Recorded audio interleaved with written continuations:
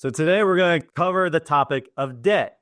So many people right now are suffering from so much debt. It kind of is an exact, I won't say it's a mimic of what our country is doing, but if we look at about how much national debt we have, the average American household is in debt and we're suffering, we're losing, there's so many, 78% of us are living paycheck to paycheck, Jeremy. And so when we look at debt, how can we reframe debt and show people that debt is a financial drag?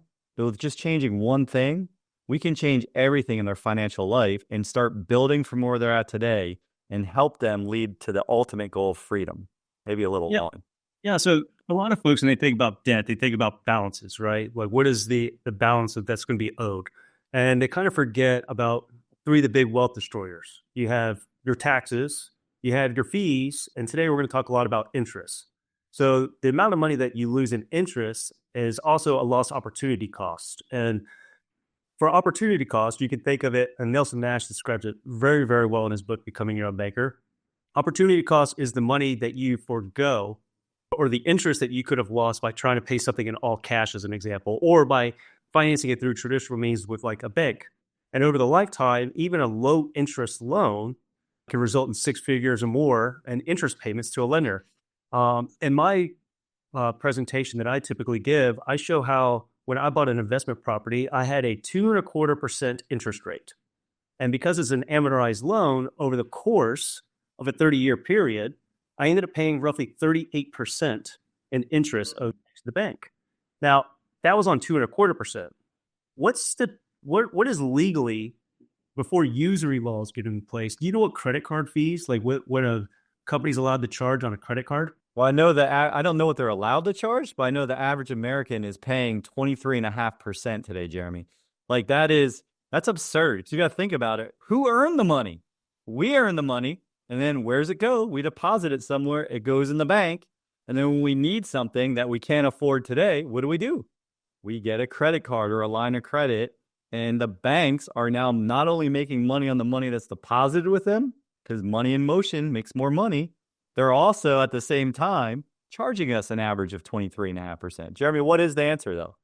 29.9%, because at 30%, it's considered usury. Wow. So I've seen them at 29.99%. So they really go right to the penny because it's not usury until you go over 30, huh? Yeah. 30. No rounding up on it when it comes to credit cards, I guess. No, it's not. But a lot of traditional debt repayment that focuses typically on eliminating those balances, but it ignores the potential for you to grow your money over time. And here's a prime example of that. Let's say that you have $1,000 and you're using that towards paying down debt, but you could have been putting it into a financial asset that, let's say, conservatively grows at 5%. And over that 5 years, without contributing any more money, or let's say 10 years, if you have $1,000 growing at 5% without contributing anything else for 10 years, you'll roughly end up with about $1,630. And over 30 years, you'll end up with about $4,320. Now, I want you to think about all the money that you end up putting towards debt that goes to someone else's pocket that you lost the opportunity to earn interest on your money. Think about that for a moment. A lot of folks, when they think about wealth generation, they don't think about recapturing interest, putting that money back in their pocket. They look at it as just going out to the lenders, and these are the necessary costs to finance the things in life. But true wealth, what wealthy people do and what the wealthy families that we talk about and that we model ourselves after, they recapture that interest. They put that back into their own family banking system. And a lot of this comes back down to not understanding the differences between simple and compound interest. So in your words, Jason, what is simple interest? I love this question. So simple interest is, if someone says, hey, I'm going to charge you simple interest and it's $1,000 and it's going to be 10%, you're going to be paid 10% of $1,000 as simple interest. And it's not going to compound over time, right? Yeah. And you have a great example of someone paying simple interest to a bank at, 6%, right? And then they're earning compound interest at 4%. And at the end of a 5-year period or 60 months, how is it that they say, oh, well, I was earning 6 and I was paying 4. How do I have more money mathematically? How do I have more money at the end of that 5-year period earning 4 and paying 6? And it comes back to this understanding of simple interest versus compound interest. When you have simple interest, you're paying interest on a decreasing balance. But when you have compound interest, you're earning interest on an increasing balance. So your interest is also earning interest. So even if you did something as crazy as paying 6 and earning 4, so long as you look at this in the long run, you can actually end up ahead. And if you put that back into your own family banking system, well, now your interest is earning interest. The things that you self-finance through your own personal banking system that goes towards your wealth generation, and that opportunity cost that we kind of alluded to earlier, that's being recaptured by your own family bank. And I love that you're kind of setting it apart. So I'm going to make it even simpler, I believe, where all I would like people to think about in this conversation today, where we're talking about your debt. And we're talking about how debt, a lot of people think is something to get rid of, but we're really going to talk about what the real issue is with debt. We're going to talk about the mindset around it, and we're going to talk about cash flow. And I was asking Jeremy as we were entering this topic today, I said, hey, like I'm working with a dentist. He's very successful in expanding his business and just, father, great guy, really enjoy working with him. And he owns a plane, a little Cirrus plane, and he owes about $100,000 on it still. And he's getting charged 4%. Okay. And his payment on a monthly basis is $2,500. And so as we're building the system, I have a belief as we're building these privatized banking systems, bringing back banking to a you and me level, let's have a goal in mind.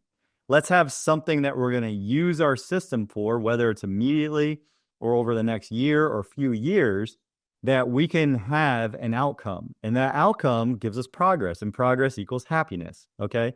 So just giving you the idea of how we like to teach banking.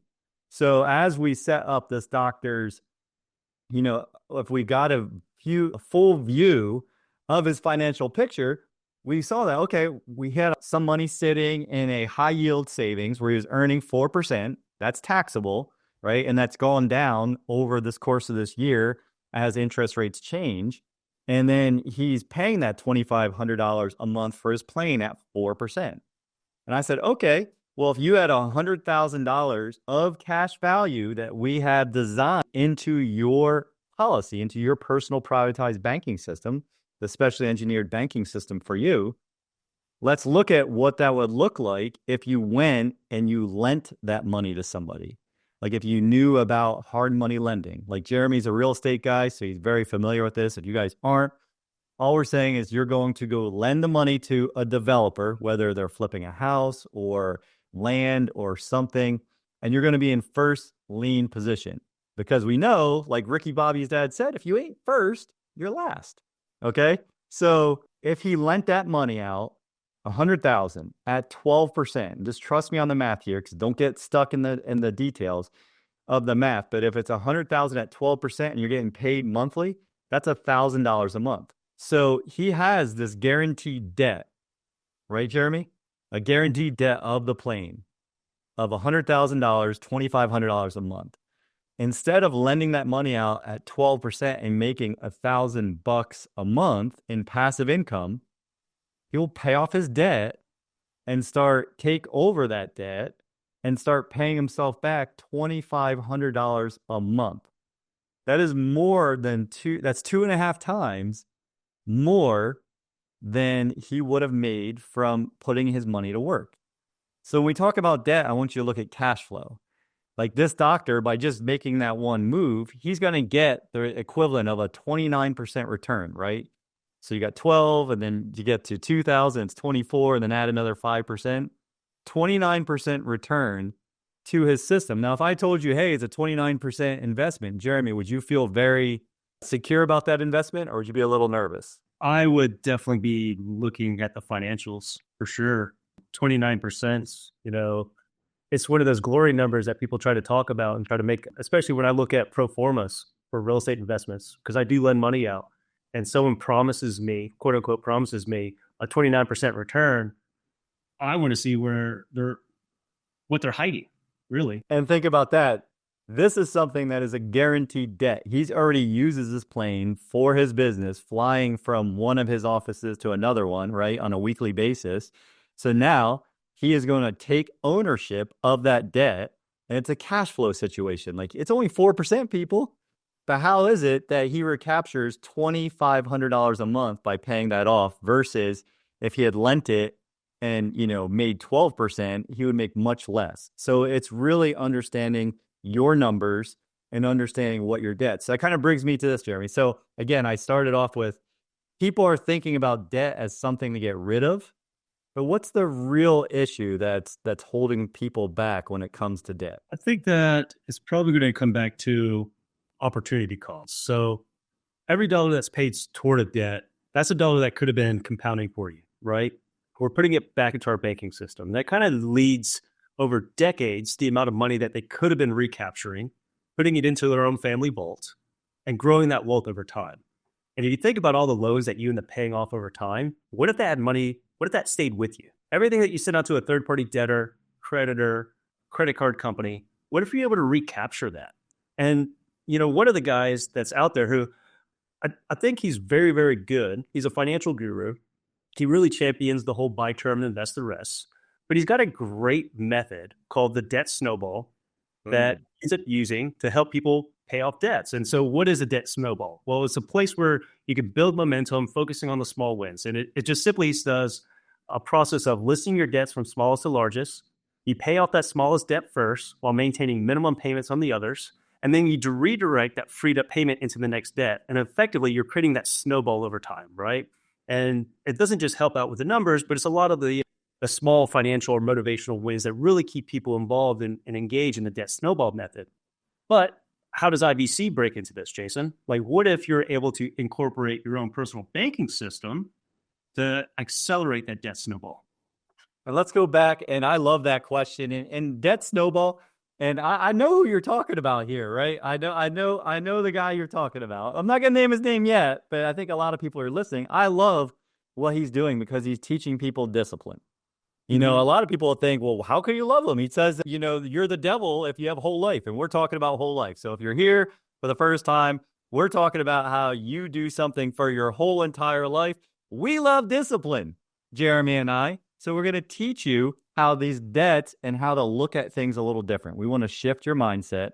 And if we go back to my example of the dentist, the doctor that owns the plane, and we talked about the percentage of money in his debt, right?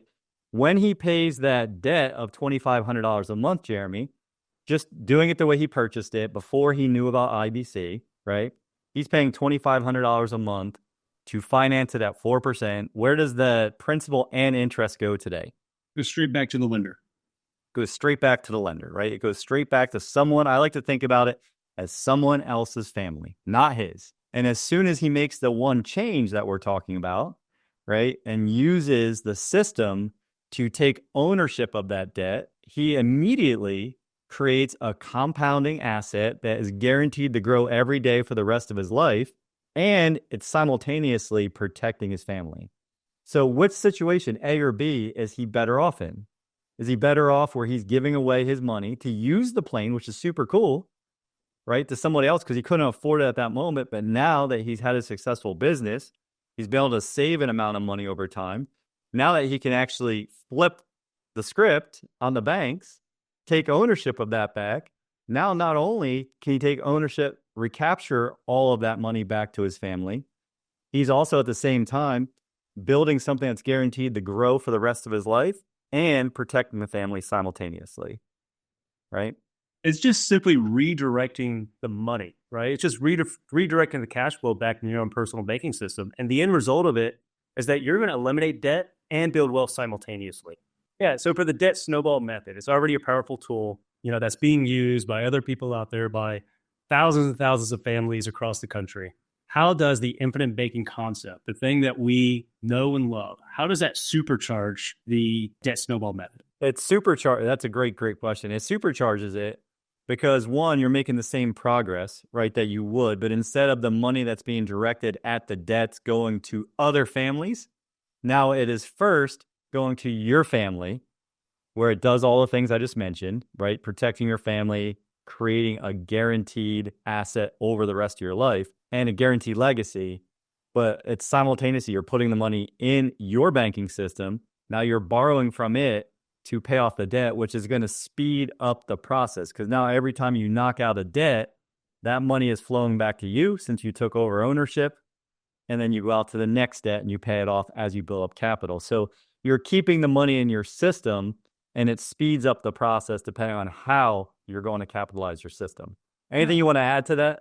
No, I just, very succinctly, the way that I like to think about it is just wealth recapture. That's exactly what it is. You're just recapturing wealth. You're redirecting those interest payments back into your own financial system. That's what you're doing. And so, we can think of it as a traditional car approach, right? When you buy a car, people are generally, they're given two options, right?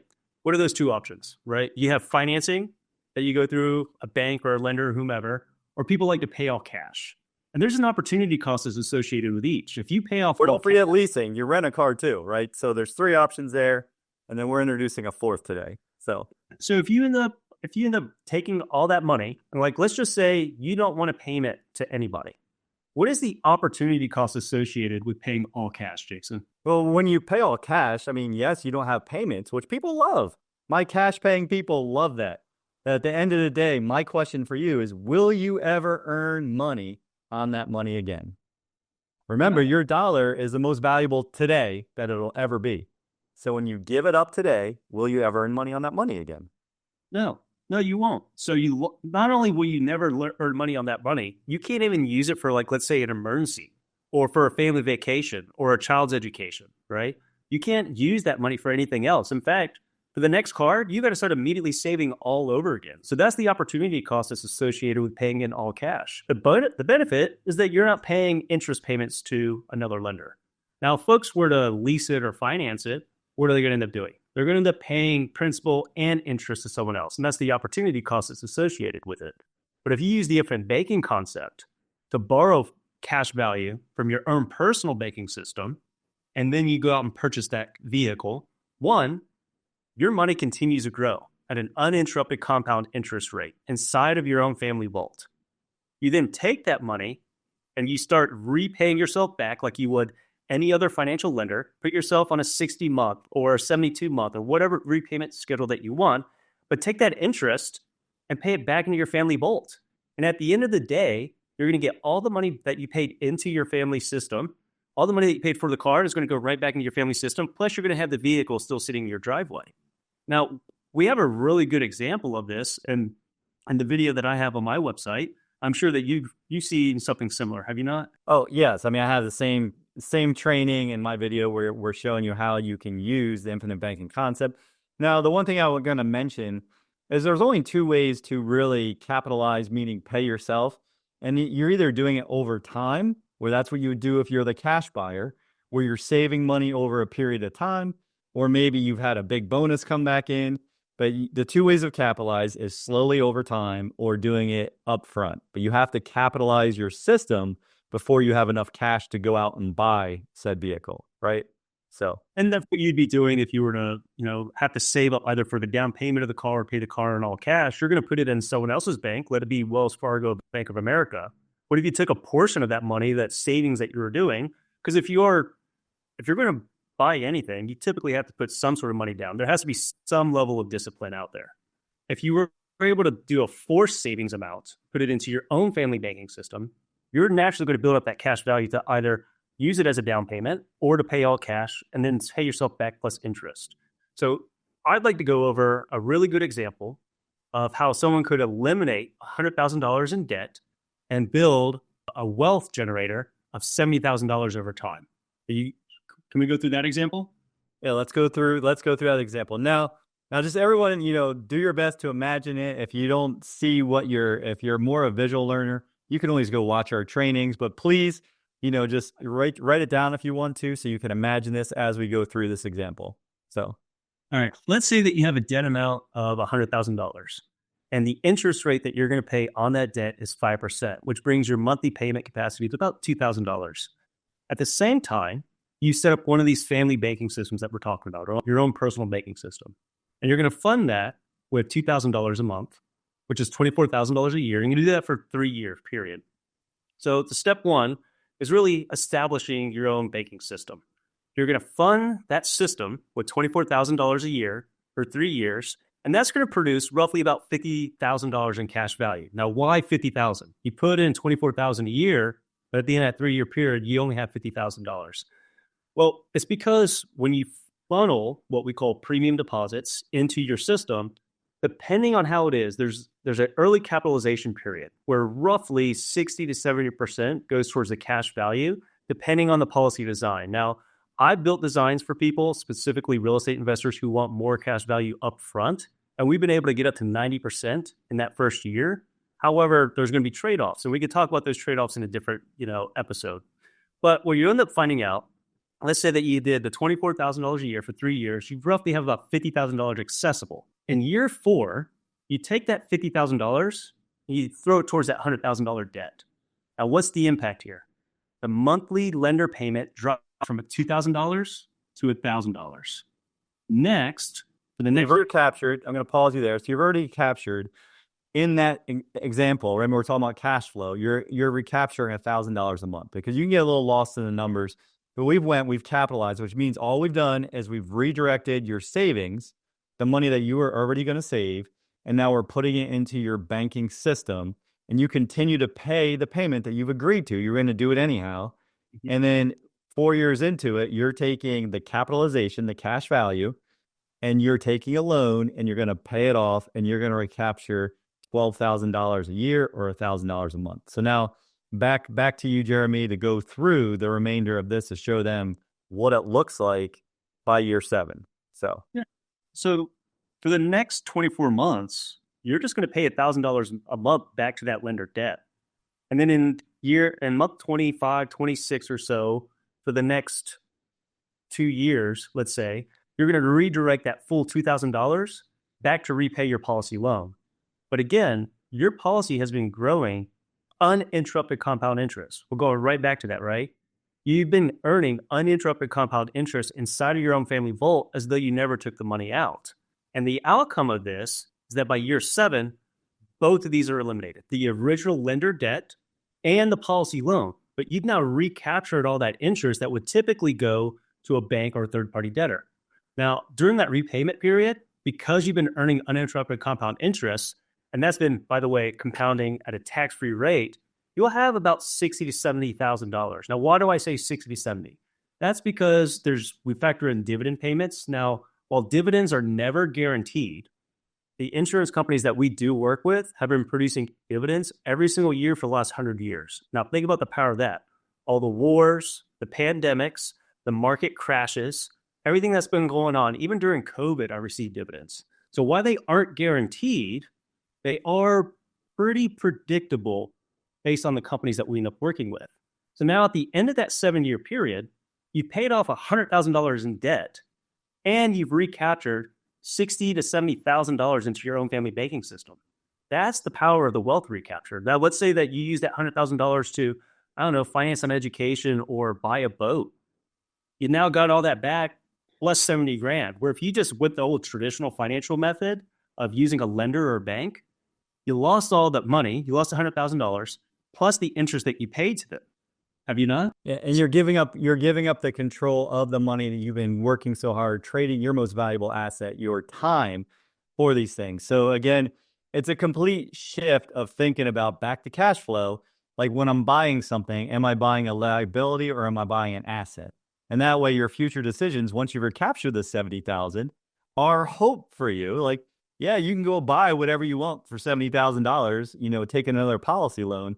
But what if you redirected that to somewhere where you are going to create more value and create more income, more cash flow back to yourself? And so, Jeremy, that's incredible. So by year 7, you're saying that the debt's gone, but the policies also create a lasting financial asset, right? Because at this point, it's so efficient. Every dollar going into it is giving us more than a dollar we can use. Yeah. And you have all these other benefits along with it. Like, let's say that you hit a financial rut for 2 or 3 months, right? And you had to skip a couple payments. You know what's great? There's no one coming up after you. There's no collections, not more. Because you mean the bank's not calling me every 5 minutes and saying, hey man, you're late. Your bill is due on the 4th and today's the 5th. Where is it? You're not getting those calls? No, because you're the banker. You set the terms. No, get out of here. That's You too know, good to be true, Jeremy. That's not true. Dave Ramsey calls you out right now. That is total BS. That's not that. If that existed, everyone would do it, man. everyone should be doing it, Jason. What should's a kind of a tough word. If we keep shoulding, Jeremy, we're gonna should have all over ourselves, you know. So now, I believe the same thing, and I'm just being fun, right? If everyone knew about this, why would you do anything else? And that is kind of why we're here at WealthWise Banking. Every week, we're going to be bringing you these little examples, these little ideas, whether it's around the math or the mindset or the combination of both, and how you can look at your traditional system and where you're at today. And then if you're really looking, I like to use optimal or suboptimal for good or bad, right? Because it's not a good or bad. It's just what you know and when you learn it. And is using IVC more optimal or less optimal when it comes to your life? Yeah. I think the key takeaway for our listeners here, you have traditional debt payments. Those typically focus on getting to a zero balance. And you've got nothing left at the end of it other than a zero balance. And that's great. That is great if you're trying to just get out of debt. But now IBC allows you to not only get to a zero balance, to eliminate that debt, but you also get to reclaim a lot of that lost interest and build wealth over time, right? And that's a system that you get to control. No one else. Not the lenders, not Uncle Sam, just you. And for the listeners, like put it in the comments below. How many of you have done that? Because I've done it multiple times. I don't know about you, Jeremy. I haven't asked you this question, but I will. But I've done it more than twice in my adult life where I have eliminated debt by debt consolidations, personal lines of credit, doing other things, just having discipline, paying it off. And then guess what? Life happens. And you're back in debt again. So then you've done it a second time and you get back to zero. And then once you're at zero, you're like, oh, it's like surfing when you get driven to the bottom of a wave and you're like, which way is up? And you get up and you have oxygen and that next wave comes and smashes you and sends you back down. And now you're in debt again. Like that is literally what it feels like to be in the debt cycle or the rat race. That's what we're talking about. And again, it's about cash flow. Yeah, it is great. It is about cash flow. And while we are talking about debt and building wealth while paying down our debts over time, I look forward to a future episode where we can talk about using the exact same process as an opportunity fund, where a person can end up using these, specially designed systems that we help them create to go and fund investment opportunities, where they're mitigating their risk by taking a portion of that money, funneling it into a system that has a guaranteed compound interest rate of return, the more than likely dividend projection, and then they're using that same dollar to go out and earn interest through an investment. So if that's something that our listeners are really excited about, continue to tune in, continue to subscribe. If you have questions about this, please reach out, put them in the show notes. We'll interact with all of you. We actually have an interview that's coming up that we're going to be publishing soon. And he's just another one, just like you, just like me, just like Jason. So if that's something that you guys are interested in, please like, share, subscribe, do all the things, and let us know what you guys want to hear, what you want to learn about. Yeah, and we will, I've heard this recently, Be Your Future Self by Dr. Ben Hardy. One of the principles is ask for what you want.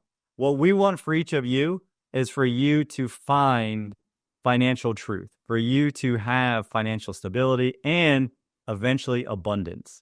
And it's going to take action steps. So like Jeremy just said, like our channel, subscribe to it if you haven't already, smash the buttons and share with others and bring them here. Like have some fun, share this. We want to spread this message to bring it to as many families and fathers as possible so they can find that same freedom. We're going to have an amazing guest on our next episode. He's someone who I named my banker of the year. He's not comfortable with that title, but that's the title he gets. And he's going to come on and talk about what it was when he learned about IBC all the way to where he is at now. And I can tell you, when you listen to it, you'll be intrigued because even he still thinks to this day, Jeremy, that he's not doing a good job, even though he's doing more with his banking system than I am with my 4 banking systems.